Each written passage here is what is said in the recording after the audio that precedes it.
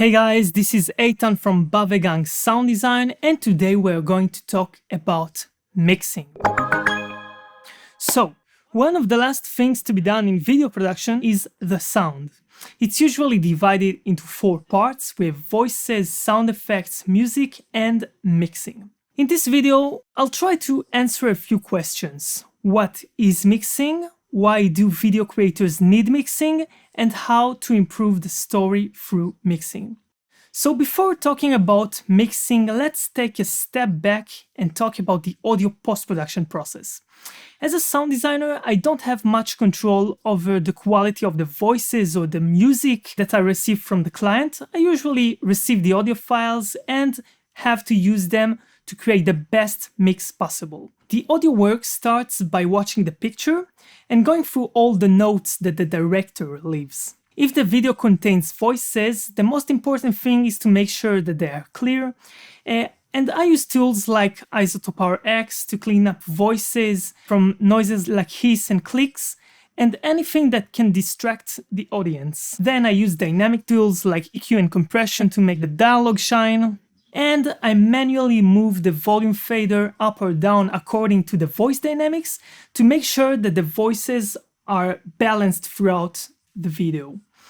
The next step is to record Foley and add sound effects. Foley sounds are every sound that is related to a character and can be reproduced in the studio. Footsteps, for example, are one of the sounds that are most associated with Foley.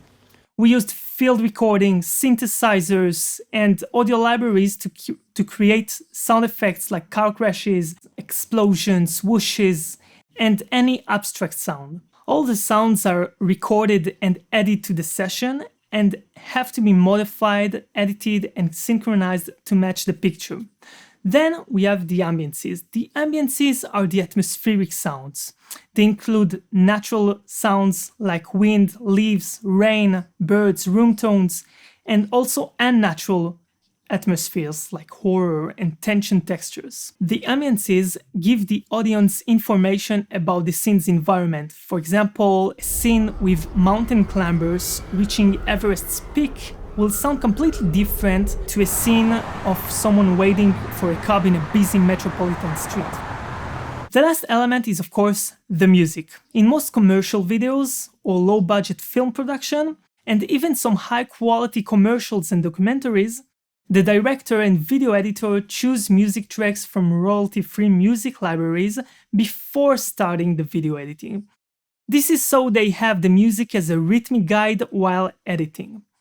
Since the music can't really be changed according to the video, it's done the other way around. In medium to high budget production and major commercial videos, the producer will usually hire a composer to create the picture's soundtrack. Music production will usually done in a few steps. We have spotting, writing, orchestration, recording, and music mixing. Depending on the film's budget, those steps will be executed by a single person or a whole department. So, what is mixing? Mixing is basically organizing and making decisions. After all those steps are done, the sound element will be delivered to the re-recording mixer.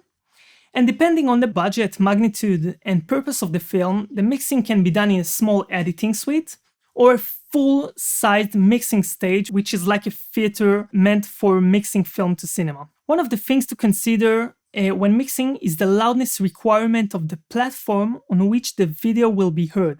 Different parts of the world have different loudness requirements for television.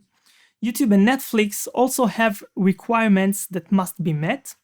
And there are other platforms that don't have any loudness standard, but a good mixer will know how to adapt the mix to a variety of platforms. So, what do we actually do when we say we mix? In short, the mix engineer will make creative decisions at each moment of the film about how loud each element should be. Look at this scene, for example, from the French series called La Révolution. The hero gets stunned, and the mixing decision is to express the character's total shock. It goes on until The punch is the cue for getting back to reality. Alright, so what else can we do? Mix engineers can adjust spectral content with EQ, reverberation, with reverb and panning to situate an object in the stereophonic image. For example, reducing high frequencies in a voice completely behind the door, or inside a radio, lowering low frequencies and volume while increasing the reverberation can make someone sound further away.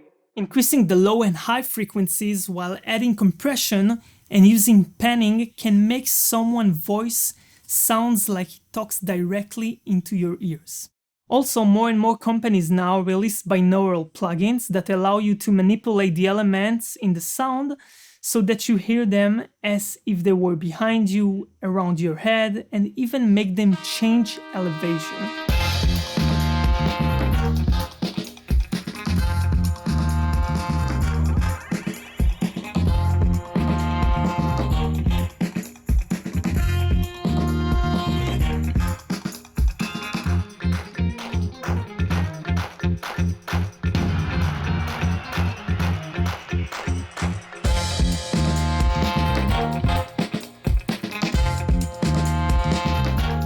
There's a lot more to be said regarding mixing for motion pictures, but we'll keep it short for this time.